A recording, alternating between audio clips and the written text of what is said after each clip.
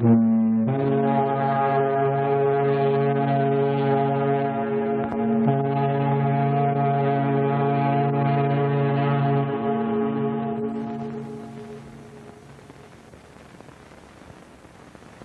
next World Convention will be in Toronto, and I'm planning to go, knock wood, God willing,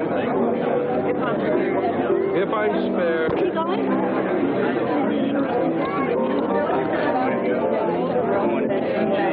Every year the phrase "if I'm spared" becomes less and less academic. You could be a visiting lecturer almost anywhere, and people would be thrilled, and you'd get a good salary. It would be a minimal thing. You'd be in contact with young people, and I know, and all of the kids would work. On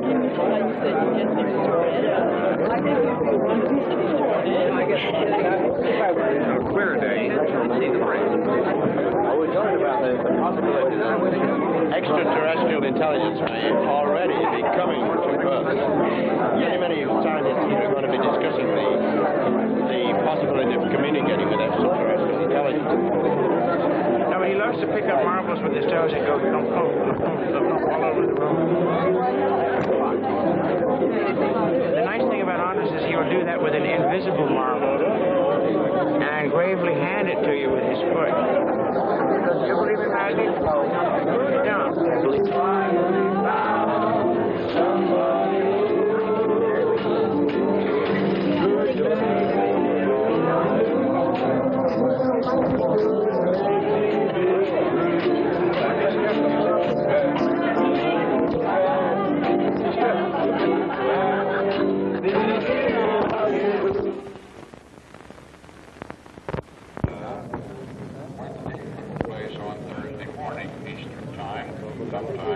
Special report from Cape Kennedy, Florida, on the launch of Apollo 17. We go back to Chuck Hollinshead, the voice of launch control.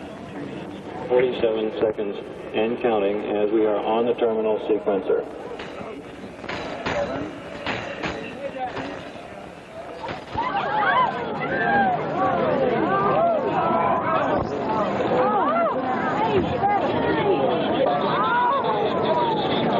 You can't even hear it yet.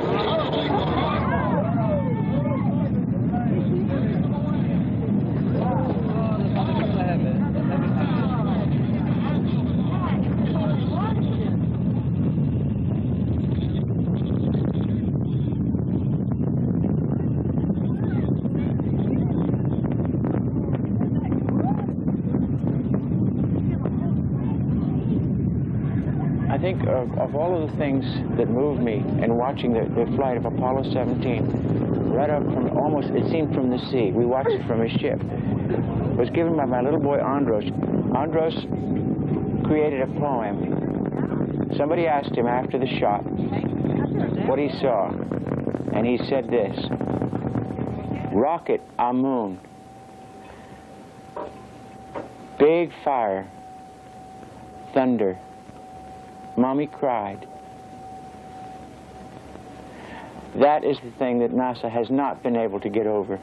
The Apollo 11 liftoff was perfectly beautiful, but the Apollo 17 liftoff was the incredibly more dazzling because it was night, and the way it lighted up, had I not known otherwise, I would have thought they had dropped an A-bomb on us. It lit up the entire sea, it blanked out the entire sky, and the most exciting part was when the sound reached us, because I assumed it was going to be silent. There it went off in the distance, I didn't hear a thing, and I forgot, and suddenly we were washed over by this thunder. That was frightening.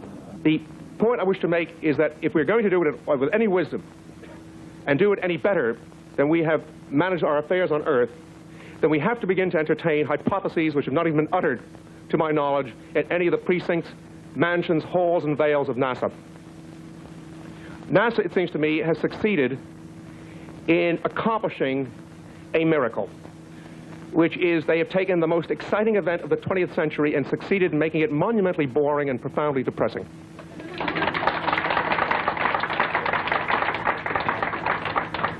Now, I do not think that that was entirely their fault. No matter how much genius they applied to working in precisely this direction, there are limits to men's ingenuity. they needed a favorable tide. The favorable tide is, I think, that mankind at large has a profound distrust by now of technology, of science, and of interplanetary travel. And I'd like to devote the rest of what I have to say up here to exploring some of the possible reasons for this unconscious, which I think is sort of collective unconscious aversion or detestation or dread about exploring out further into space. And I'm going to speak as a devil's advocate because I do not know how completely I believe in the arguments I'm now going to advance. I'm only going to say that I have pondered these matters for several years. I've been intrigued over and over again with the phenomenon that space is not a happy word to most people. That while many people are intrigued with it to a degree, it does not inspire happiness, high excitement, or a sense of heroic endeavor. And since it has been, in fact, the most heroic endeavor that this country has undertaken in perhaps since the settling of the West, it is remarkable that there's been this chill, this emotional zone of anesthesia hanging over the set of events that have culminated in Apollos 11 to 17. We, I think, introduced a good many mind-stretching concepts to the people on this cruise. There are a number of people in the audience who didn't know until they listened to the speakers how important space exploration is and how worthwhile for humanity. There's an energy crisis staring us in the face, and perhaps a little less understood and less publicized is a materials crisis. It may be, talking about the cornucopia of space, the day may come when it will be much easier and cheaper to go outward from this planet and obtain the critical materials we need from other bodies in space and bring them to Earth.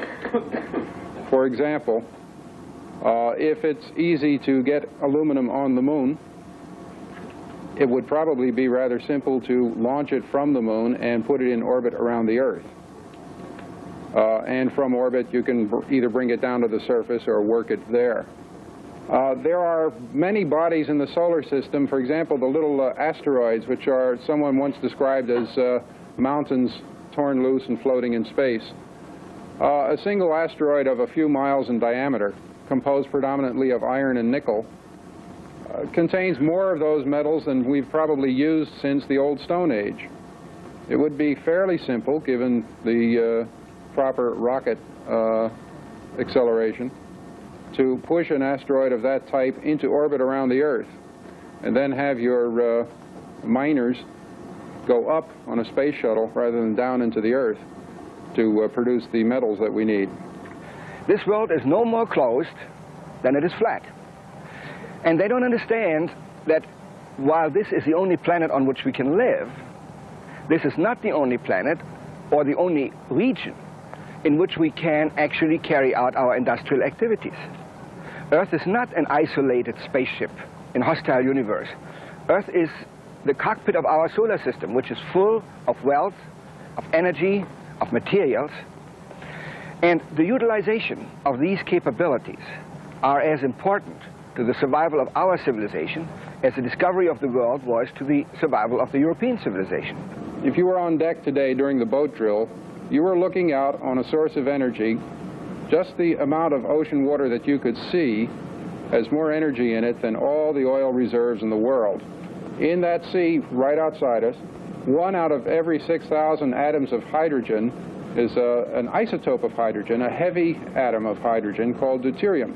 If deuterium can be used in a reactor of the proper design, it will yield energy to such an extent that just the deuterium in a cubic meter of seawater will produce 400,000 kilowatt hours of energy, which means that, again, the water that you saw around the ship today has more energy in it than all the known oil reserves on the planet. And all we would take out of that water would be 1 out of every 6,000 hydrogen atoms. In other words, we'd leave all the water. This is a technique called hydrogen fusion. It's very much the same energy source that the sun uses and the stars. It will solve our energy problems for as far into the future as anyone cares to look. So the major point I want to make about expanding the cornucopia of space is that we now know how to produce the energy, how to utilize that energy to put vehicles and people into space in an economic way. The things we are going to get out of the space program are things of great importance that we can't get in any other way. As for instance, Carl Sagan said yesterday that one of the reasons why we have such poor weather prediction is that it is so difficult to understand the circulation of Earth's atmosphere. Now, if we could really study the circulation of the atmospheres of Venus and Mars, both of which are simpler than that of Earth in two different ways, we might then be able to understand Earth's circulation a great deal better, be able to give accurate weather forecasts for long periods of time. That alone, if we omit anything else, if we could really accurately predict weather, that alone would save us far more money than all the expenses on the space program to date. First of all, I think there ought to be a vigorous program of unmanned exploration of the solar system. We have now, for the first time within our capability, the tools to explore the entire solar system that we live in. All 8 other planets and 32 other natural satellites in the solar system are now accessible with the kinds of propulsion and scientific survey technology that we've developed. So I'd certainly like to see such a thing happen. The cost, by the way, of such a program is extremely low by the standards of expenditures that Americans are used to. For example, the cost of a program covering the entire decade of the 1970s for unmanned exploration of the solar system, which will go to every object in the solar system that I've mentioned, costs less than the fiscal year 1970 cost overrun on the anti-ballistic missile system. Put another way, the errors in accounting for a single weapon system in the Department of Defense for a single year cost about as much as a decade's worth of exploration of the environment we live in.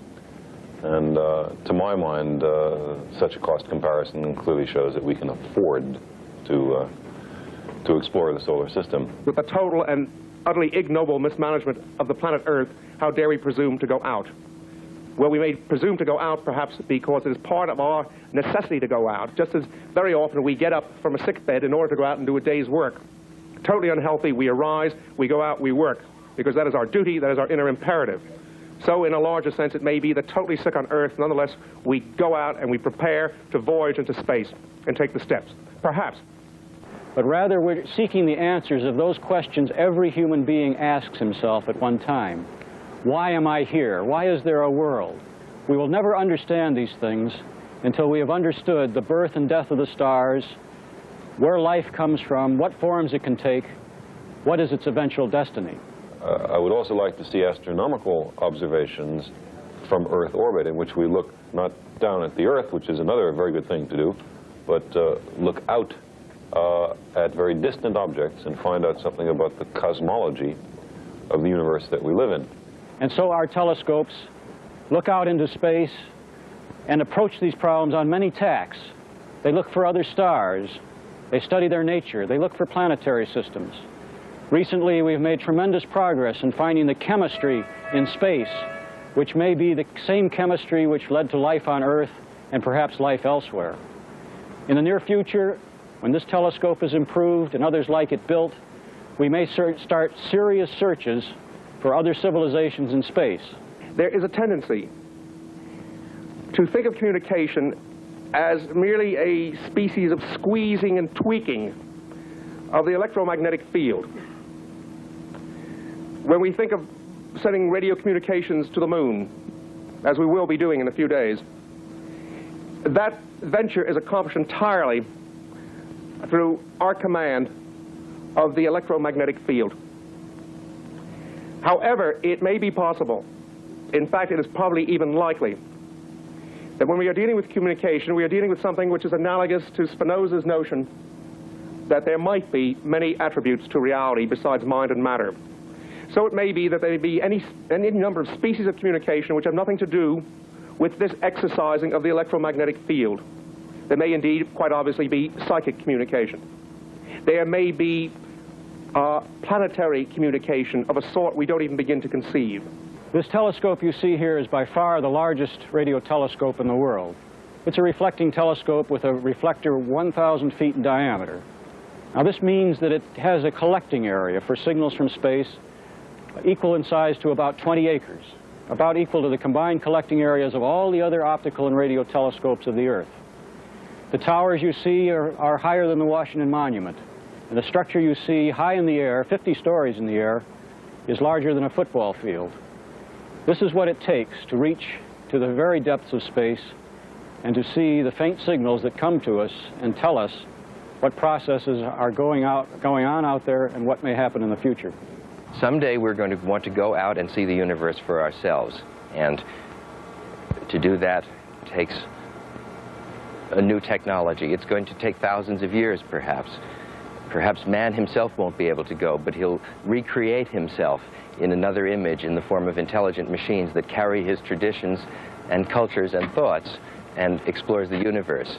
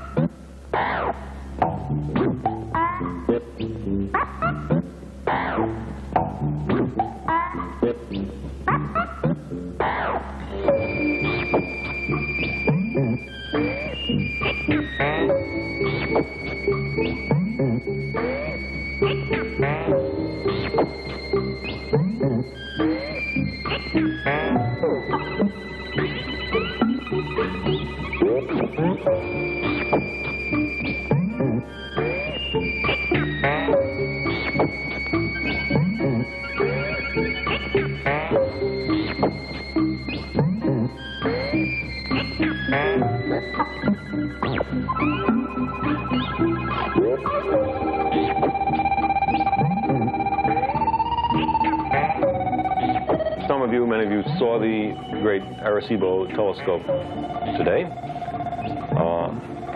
Cornell University facility on the island of Puerto Rico. Let us imagine another technical society that has such a resurfaced new transmitter Arecibo dish that is no more advanced than us. And let's let those two radio telescopes talk to each other. But we'll gradually move them further and further away, and we'll ask, how far away do you have to move them before they can no longer hear each other because the signal is too far down into the noise? The answer is that those two telescopes can be anywhere in the Milky Way galaxy and still talk to each other. Suppose the nearest civilization is 300 light years away and we find out where they are and know how to talk to them, okay? Suppose they say, hello, how are you? And the moment we get that, we say, fine, how are you? That communication takes 600 years. It's not what you might call a snappy conversation. If you're a discussion freak, if you like people to answer you when you ask them a question, you got to provide for a very long-lived civilization on the Earth. Because, I mean, suppose that thing happened 600 years, you know, what's happening on the Earth 600 years ago? It's, I don't know, Thomas Aquinas' mother or something is around. A lot has happened in the last 600 years. So we would have to similarly, if we wanted to have dialogue, guarantee a very long-lived civilization here. Concerned that 600 years ago, we sent a message. Tomorrow is the soonest they could have sent it back because they have the same limitations on light travel time that we have. Let's start tuning up the radio telescopes and make sure we listen. Second consequence is that whoever we talk to is smarter than us. Why is that? Any random other civilization is likely to have developed it in our past. Put another way, they're likely to have had radio astronomy for very long periods of time when we've just developed it. Therefore, there is no one we can talk to as stupid as us. There are guys a lot more stupid than us, but they can't talk to us because they haven't developed radio astronomy. Now, there's a lot of consequences of this. It means that the average civilization we might hear from, assuming that they all were equally interested in sending messages our way, would be maybe 10 million years in our advance. Now that suddenly starts posing a lot of serious questions. First of all, is a society 10 million years more advanced than us likely to be interested in communicating with us? I mean, there are no massive programs on the planet Earth to talk to the ants, for example. Okay? There's a few ant freaks who spend time finding out what ants do, but you would hardly say that, you know, there's a major item in the president's budget every year. You know, discourse with ants, $32 billion. Yeah. Very few people want to really talk about what they want to do most. And what the scientist wants to do most isn't science and isn't technology. He wants to explore. Many physicists I know would rather go on an expedition to some jungle than stay where they are, but they can't admit that. And I think all Earthmen want to go to space. They want to know the rest of the universe and see what's out there, and they won't admit it. It's too good to be true. Man, in going out and developing the technology, just as plants and animals before him, applied that very technology for greater fulfillment. In this lies a tremendous magic of the moon. There's a tremendous, I shouldn't use that word because that's really not the word that I mean. In this lies the tremendous attractiveness and the tremendous stimulation that the moon and even orbital space provide. You see, the fact that space can be applied, that space has social relevance, which is very large, which is not just something that is being said now in response to environment, but it has been said a long time ago, but which was simply snuffed out in a wave of anti-technology, in a wave of anti-science, and I believe they have been very, very great and a very disproportionate amount of emphasis in the media and in the public given to this attitude as compared to what the space program can do. Nobody wanted to listen to it. Well, nobody wanted to listen to it. You see, that's from your point of view, and I respect it. But from my point of view, which was from the other side, what I felt was it was always impossible to talk to anyone at NASA. That the ideas that I'm now saying were ideas that I was stumbling toward 3 years ago. It was impossible to get the ear of anyone. You couldn't talk about anything but engineering in the place. Ever. And I think that the public had a reaction that was similar to mine, which is these guys are marvelous, and so far as they know what they're doing, they know absolutely what they're doing. And once they stop knowing what they're doing, they know nothing. In other words, there was a fall-off. And this fall-off culturally affected, I think, the culture of the world as if it were some sort of surgical knife that was cutting into old institutions. Well, you see, it wasn't just radical people, ecologists who hated NASA. No. It's conservatives, too, who feel... Right, but I made more than once the experience that when I spoke up in favor of space on these broader contexts, that I was cut off with the argument, well, you are biased. Of course you are for the space program. Therefore, your arguments are no good.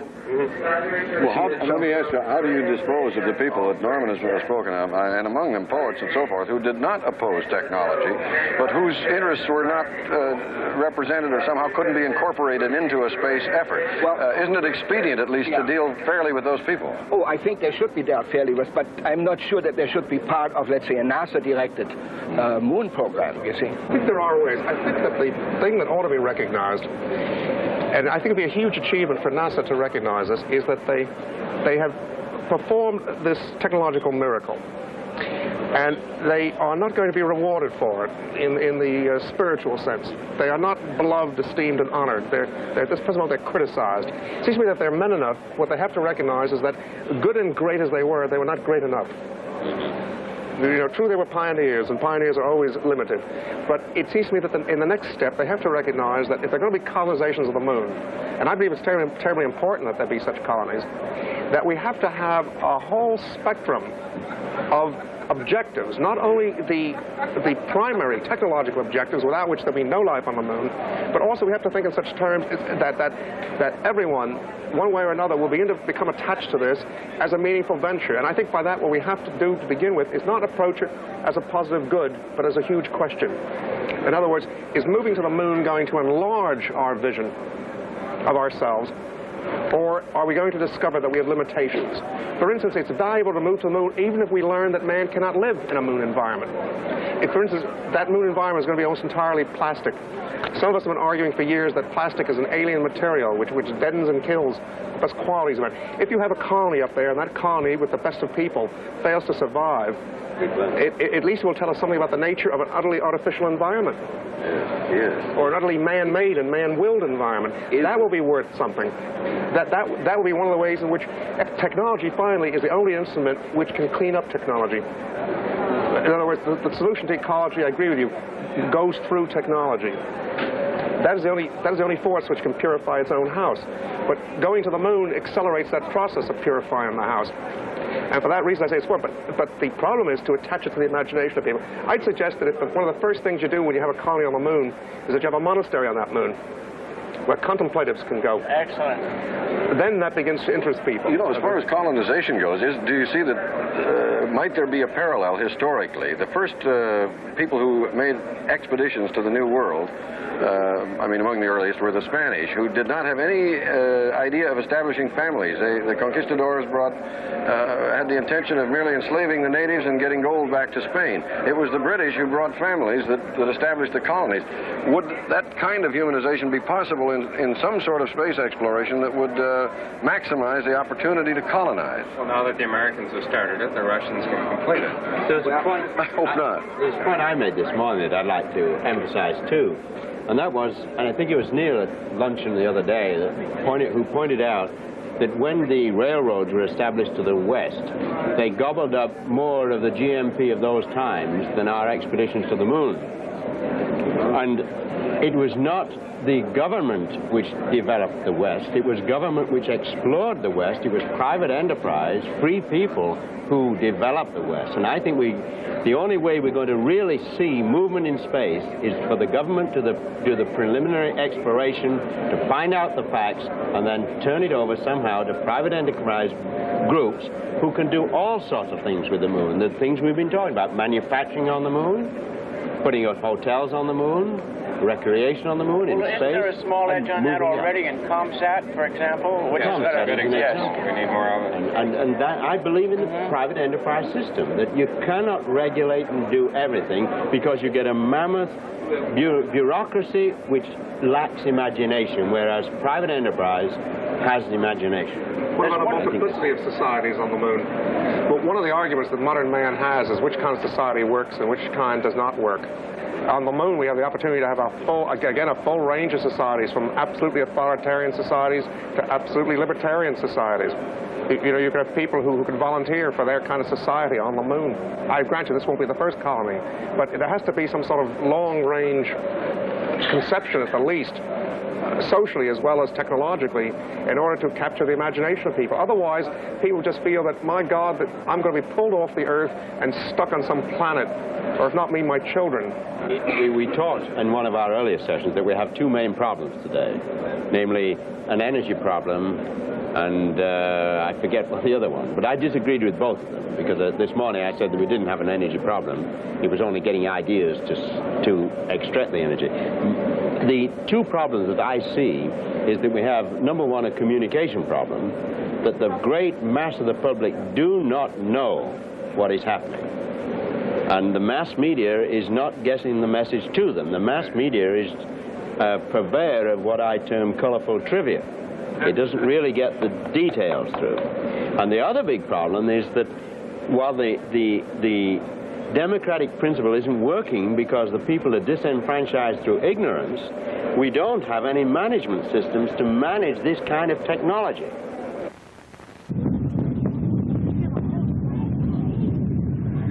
I think of all of the things that moved me in watching the flight of Apollo 17, right up from almost, it seemed from the sea. We watched it from a ship. It was given by my little boy Andros.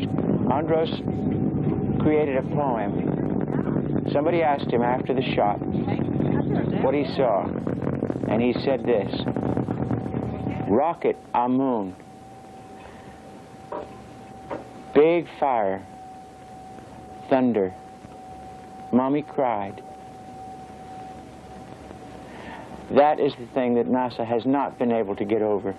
The Apollo 11 lift. And I gravely hand it to you with his foot. Do you believe in magic?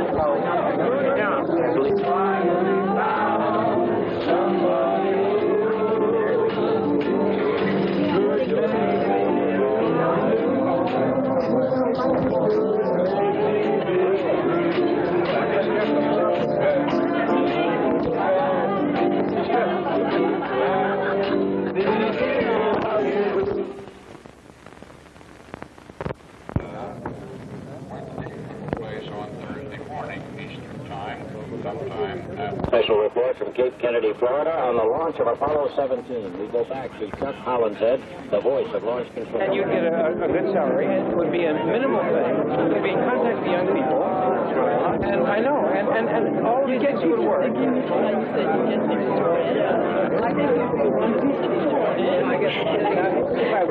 clear day, see the break. Well, we're talking about the possibilities of extraterrestrial intelligence already becoming to Earth.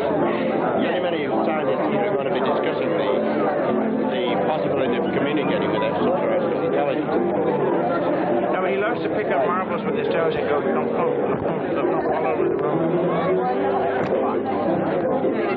The nice thing about Anders is he will do that with an invisible marble. 47 seconds and counting as we are on the terminal sequencer.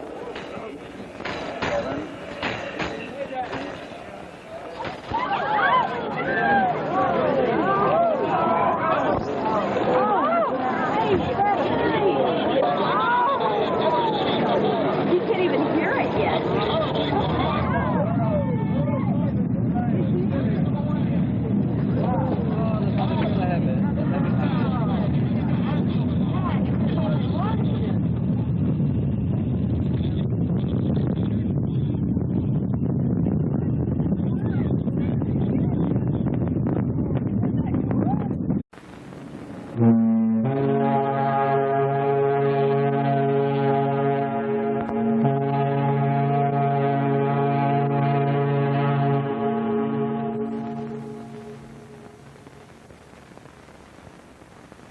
The next World Convention will be in Toronto, and I'm planning to go, knock wood, God willing, if I'm spared.